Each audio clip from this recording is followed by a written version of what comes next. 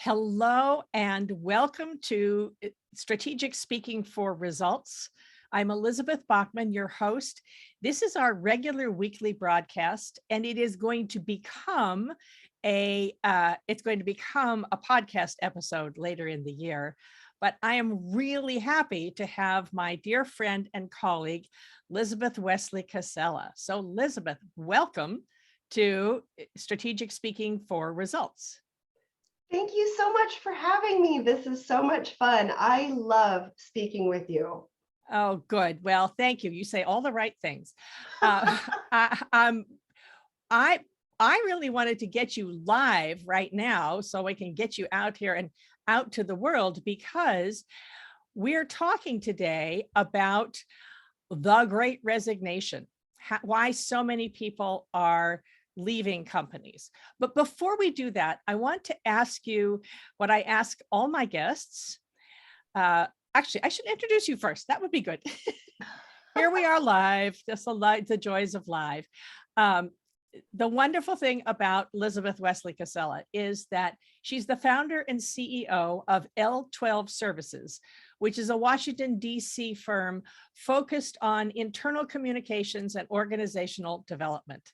She's a skilled strategic advisor specializing in attrition, migration, workflow management, process involvement, and culture. That's a lot of jargon, my dear.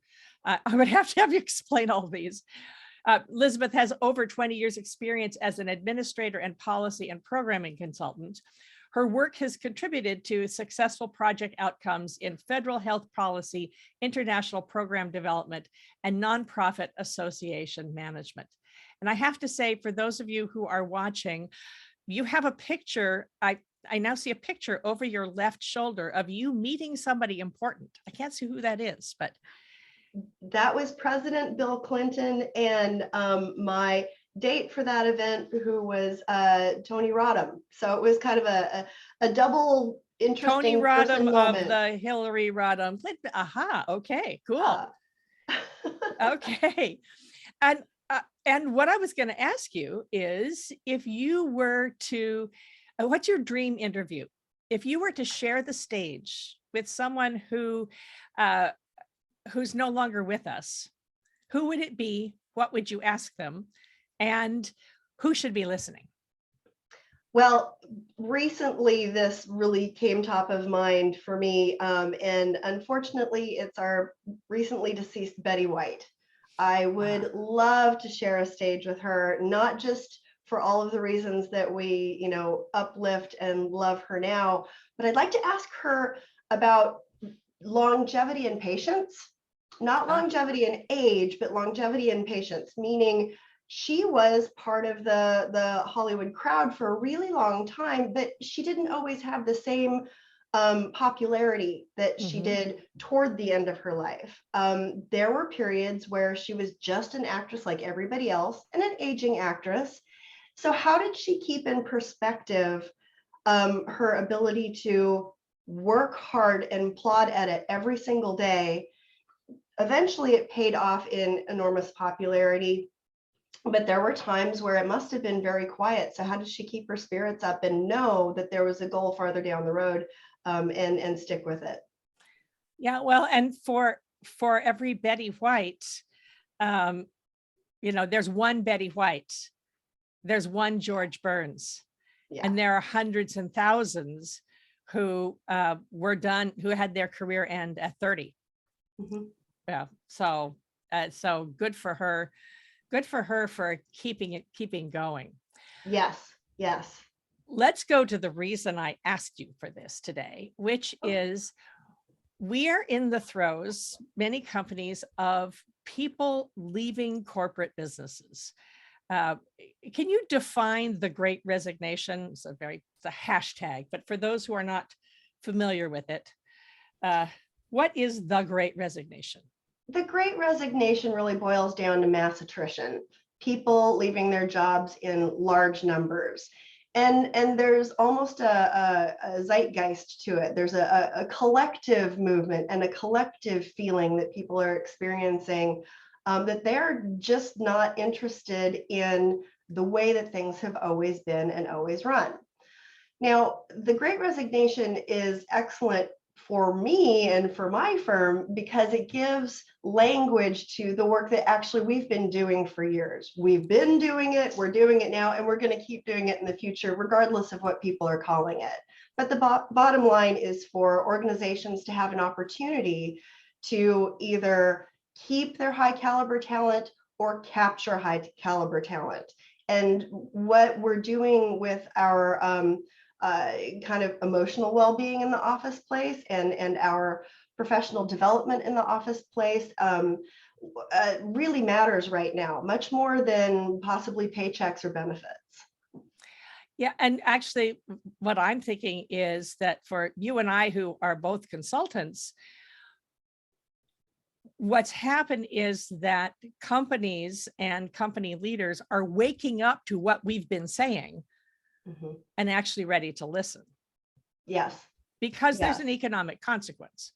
So there's a huge economic consequence. And if I use my crystal ball, that it's never been infallible. Yes, right.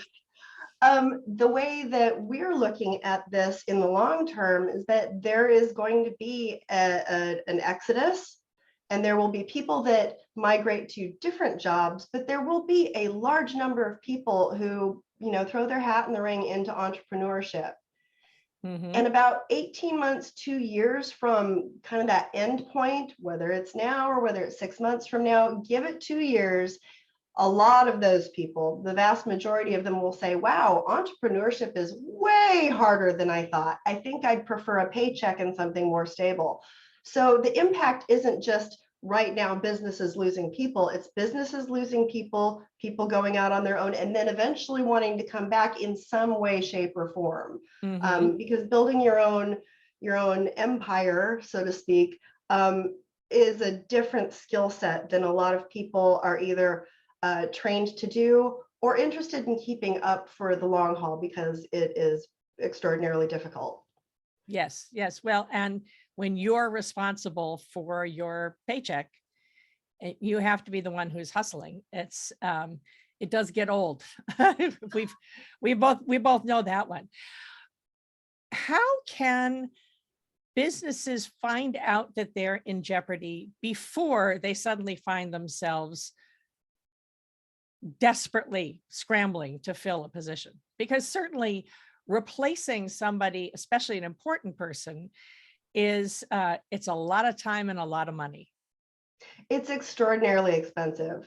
If we're talking in units of 1 or units of 5 or units of 20, it gets to be terribly, terribly expensive. You're right. There are a number of different ways that organizations of any size can go about this. Some of the big businesses have really engaged their HR departments to do surveys or to do polls. Some of them have started team focus groups to find out, if there's a certain area of culture or DE&I that could be improved upon and made more robust. However, I think that there's also the opportunity for organizations who are really focused on the product or the material and don't have a lot of bandwidth to invest in this kind of research. There's the opportunity for them to bring people like me or other consultants in as an unbiased third party to talk to their teams, to not only do surveys, but to do one-on-one interviews and focus groups where people can feel free to speak and can also, use their innovation muscles to bring solutions to the table that may improve the playing field for everybody. Let's get back to the innovation in a minute, but I want to ask you, certainly bringing in an outside person is often much easier. Do you ever find that managers and CEOs are resisting admitting that maybe they've been wrong? Or you don't want to ask people how we're doing if maybe the answer is because we hate you. How do you deal with the embarrassment quotient? Well, you're right. It's very common for organizations to say, we're doing everything but talking to the people. We're offering to increase pay or benefits or, uh, remote work compromises, but we just really don't want to hear from the people. And there are a number of different reasons that they're citing. Maybe it's that they don't think that the workers should be running the ship, or, any other number of reasons. But I do think that at a human level, you just nailed it. A lot of people don't want to hear that they may be the problem. Excuse me. The way that I get around that is just really honestly to say what we can do as an unbiased third party is find out the truth. It's more than just the complaining, or it's more than just the personality conflicts. It's finding out on a wide variety of measures, from do your people understand how decisions are made at the leadership level, to do they understand the platforms that they need to work on, do they feel that their hours are in alignment with what's required from them. A wide variety of metrics can be gathered and boiled down in a synthesized report that say, in aggregate, 87% of your people think this or feel this way. And that's an easy way to look through and identify if your problems are, related to workflow or process or culture. Mm-hmm. And then to be able to create a priority list of what to address first and how to address it.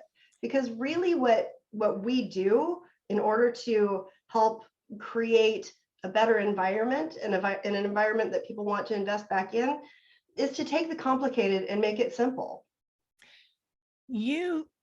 That's a very interesting question. Where does innovation come in? Well, the way that I'm speaking about innovation is what we're actually known for. Our firm is very dedicated L12 to L12 Services. L12 Services. Thank you. Yes, L12 Services. Our focus is to solve the challenges and the problems that face the organization by leveraging the institutional knowledge of the great workers that you already have. So creating their reinvestment in the business by giving them an opportunity to solve the problems that they see on the horizon.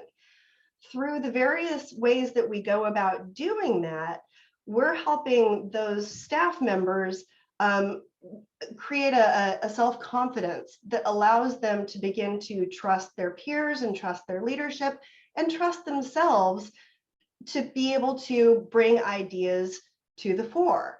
And at times we've had some really great moments where leadership didn't know that very quiet person who's never spoken up in a meeting actually has some great ideas, and they've gone forward to then invest in professional development and managerial development for that person, so they have a leadership path in front of them. They have a real career, not just a job. And those are the kind of happy endings that we like to see. We keep in touch with the organizations that we've worked with, just do a periodic check-in to see how everybody's doing. And those great stories really matter. They help us know that we've hit a home run. The other day we were chatting, and you mentioned a situation where a company called you in because they had lost so many good people, and you managed to get the right people to come back. Can you tell us about that? Yes, that was a really interesting client. Excuse me. The work that they did was all about immediate results because they're in pre-hospital trauma care in war zones. So we really needed to get it right away. Obviously, the people performing the jobs were under, extraordinary stress and had to be okay with, change and change on the fly. What they weren't okay with, though, was policy creation that didn't include their voice, which, that actually kind of makes sense, because if you're sitting in America creating policy, but your people are in Syria, you really can't do that effectively without getting some input. So it became a situation of toxic leadership. And when they brought us in, when leadership brought us in, I should say, it was assigned to the people who were still in place doing the work, that there was some goodwill happening, that the leadership understood that there was a breakdown and they were dedicated to finding a solution to it. So through the relationships that we developed with staff, listening, interviewing, taking action to put in place the suggestions that they've made, because that's where we see a lot of process and programs fall down, really actually putting in place what people have suggested. We helped to ameliorate the people who were currently on staff, and those staff members who'd stayed in touch with the people who had left gave an indication that the environment was changing, and those people that left knew that this was the one game in town where they could really do the work that they wanted to do, which they were incredibly dedicated to doing, and all but 2 of them came back to the team. So that was something we were really proud of. That's a great story. That's a great story. Just out of curiosity, how do you deal with a case where where you've got an employee who says, well, actually, I should be running this department and we did this, and they're really not qualified? You know, that is an unfortunate matter of when the organization's alignment is no longer in alignment with the workers' values. And we need to find out if that is a permanent state or if that is a matter of actually not getting what you need in other areas. If it's possible to find and meet the needs of that worker in other ways, you know, maybe offering actual professional development or managerial development is the key to allowing that person to see that they have a bright future. That's one way to solve it. But there are times when the worker is no longer aligned with the vision of the organization, and it's not a good fit for anybody. Mm-hmm. I really pride myself on trying to work through those problems first, because I think that people start out their careers or invest of themselves in a job because they want it to work out. And if we can find that solution, that's the best possible outcome.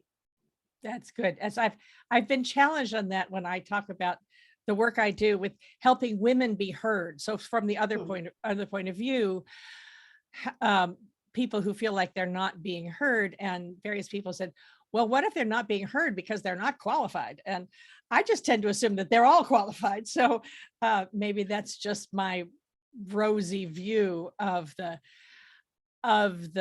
world. Well, I think you and I both come from a point of view where we are very interested in supporting the worker. We see the value of the people who do the work. If there's an advocacy side that I'm on to a certain degree, though I am about being a liaison or a translator, it would be for the worker, because oftentimes I feel like that's a very complex area, and the reason that problems bubble to the surface is because communication isn't clear, and it's often fraught with emotion. So if we can help those people, I think that's where you and I align. Can you talk a little bit about stay interviews, which is this a different aspect of what you've already told us, but talk about calling it a stay interview. I mean, that's actually putting it out into the world that we're afraid you're going to leave.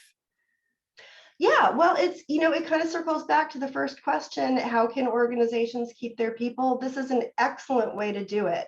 It's a way to gauge how competitive as an organization you are, and as well to gauge where in the life cycle are your people. If you know that there are really appealing opportunities out there, and you're afraid that you're going to lose your people, the information about what it will take to keep them is invaluable. I mean, it's really an important piece of the puzzle, especially if you're looking at larger teams considering leaving. You know, it's very valuable for one individual, regardless of where they are on the scale. But if you have a very successful team and they're being, excuse me, and other organizations are fishing for them, you want to know about it, and you want to know how to give them the best deal in town. How do you answer? I've got so many questions for you. How do you answer the question of, yes, we need to keep these great people, but we can't afford this extra salaries? That's an age-old question that I'm not going to be able to answer in general. However, I can say that our findings over the last, 6, 7 years have been that people, their pain point for leaving, for the most part, isn't about money. So if an organization is doing the work, or finding someone to help them do the work, to really mine what the pain points are, what the challenges are, or there's that Tylenol part. Let's look at the vitamin part. If a company is mining to find out what really jazzes their organization and makes them a plum get for any new hire, then they're finding out that it's anything from holding their office hours in hybrid, or having different types of meetings or professional development opportunities, or maybe for cause-related organizations, it's the type of volunteering opportunities that they have external to the organization. Like, there's any number of ways to address your ecosystem that is specific to your organization, but you don't. That's why I'm not able to say it's this, because all businesses are different. They're comprised of the needs of the people that work there. And so off-the-shelf products to create these solutions, or DIY books to create these solutions, have limited use. What you mentioned, the vitamin versus Tylenol. What did you mean by that? Well, instead of Tylenol is a pain reliever for our international listeners. Oh, yes, I'm sorry. Instead of looking at, focus groups or stay interviews or surveys, or, that type of information exchange as a way to solve a problem, you can also use that information to set up success on top of the status quo. So making use these something better interviews versus making it. So these interviews aren't, you don't have to think of them as a pain reliever or a patch. They're also a vitamin or plant food, if you will, Yes, to help things grow. Fertilizer, that's the word I was looking for. Yes. And depending on how well you do them, they're one type of fertilizer or another. Really, successful HR departments in businesses that are thriving right now have adapted to this preemptive information gathering. What we do touches on HR, but we predominantly support them through the training and the priority setting and the relationship development. But there is an HR aspect to this that deals with one-on-one relationships and information gathering and data points. So I want to make it really clear that there are some businesses out there that are doing this extraordinarily well right now, but there are other businesses that don't have HR departments. They're either smaller, or they're a one-person department with HR that can't touch everybody. And so we go in to help fortify that. That's a very interesting question. In terms of, do you work at all with personality typing? So how can you understand your people better?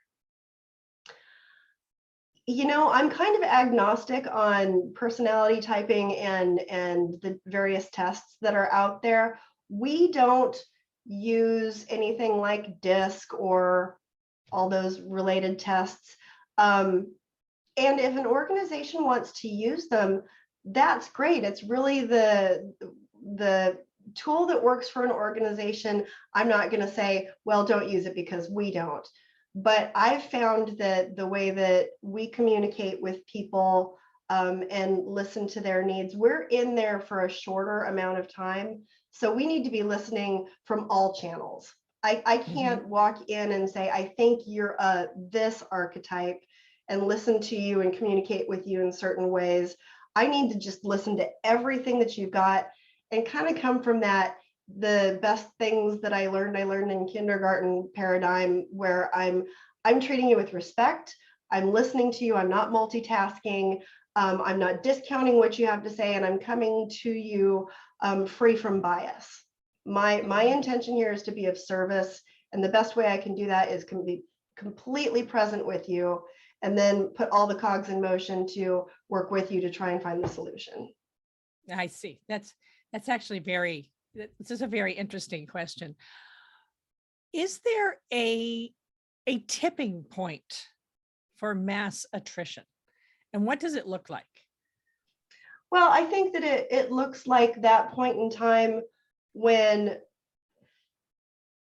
the people who are interested in either changing jobs or starting their own businesses has kind of maxed out, meaning we have everybody, for the most part, gone from the business environment in corporate that we're going to lose. And then we kind of look at the landscape and see, what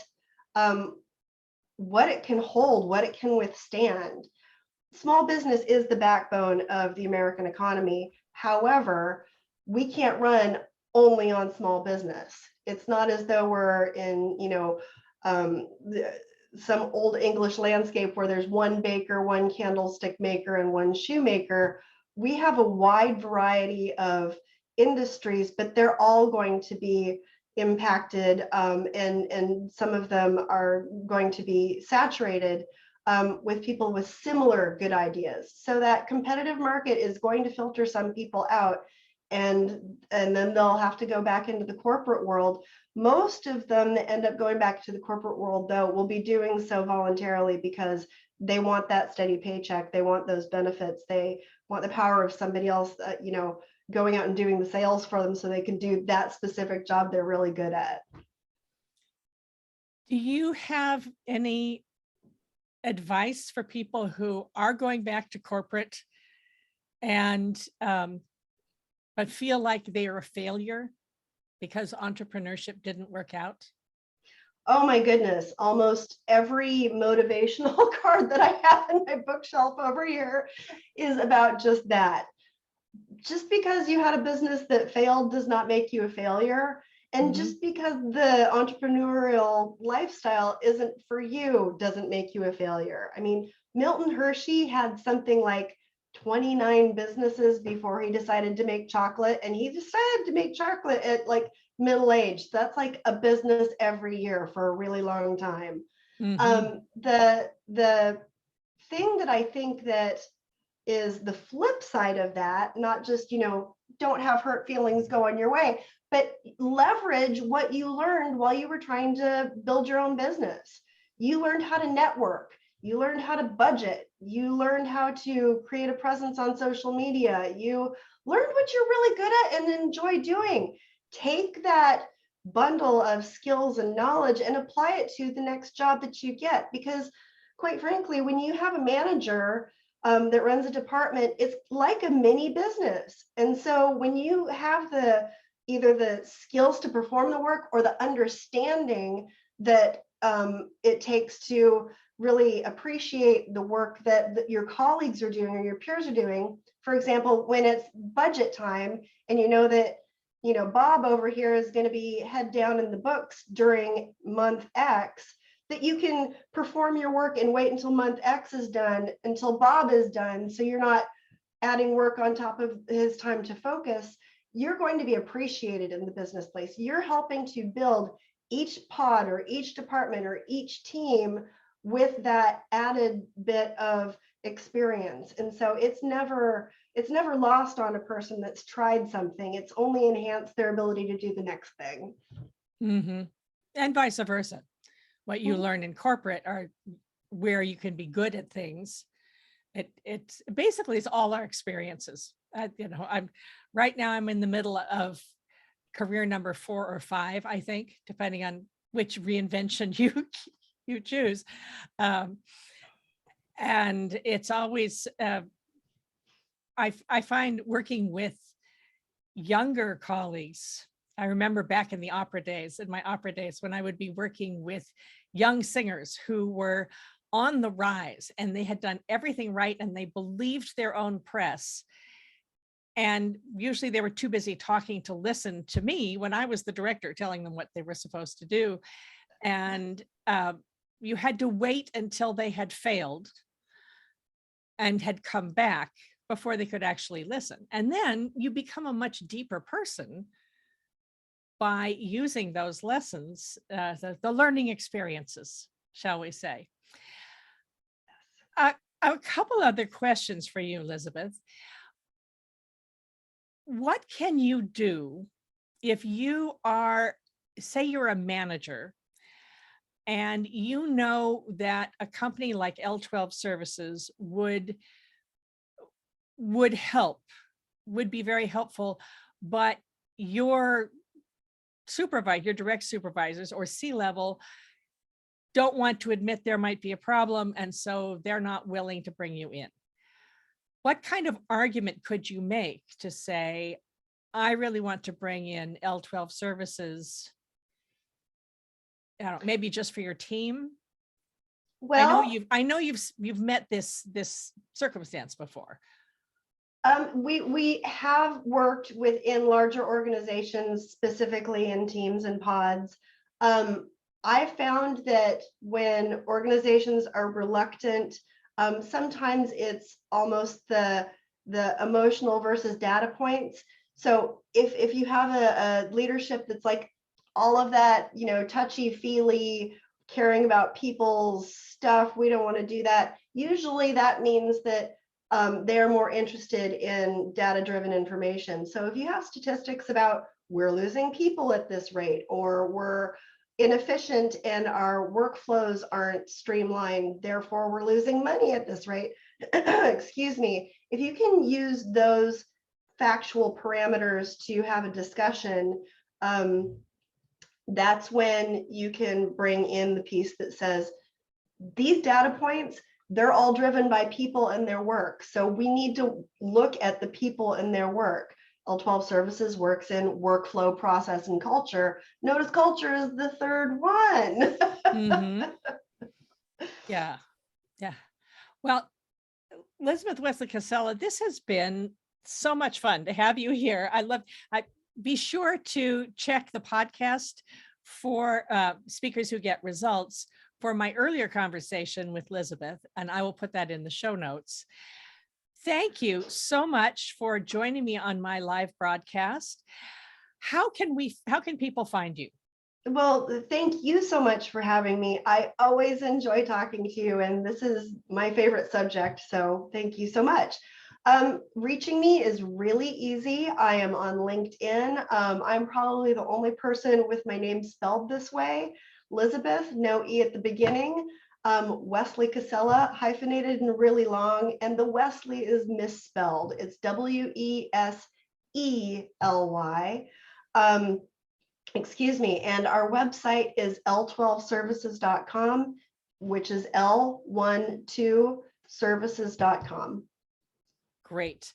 And I will post that in the show notes and in the comments on this live. Thank you so much, Lizabeth Wesely-Casella, for having joined me here on this live interview. I am Elizabeth Bachman, and I'll see you on the next one.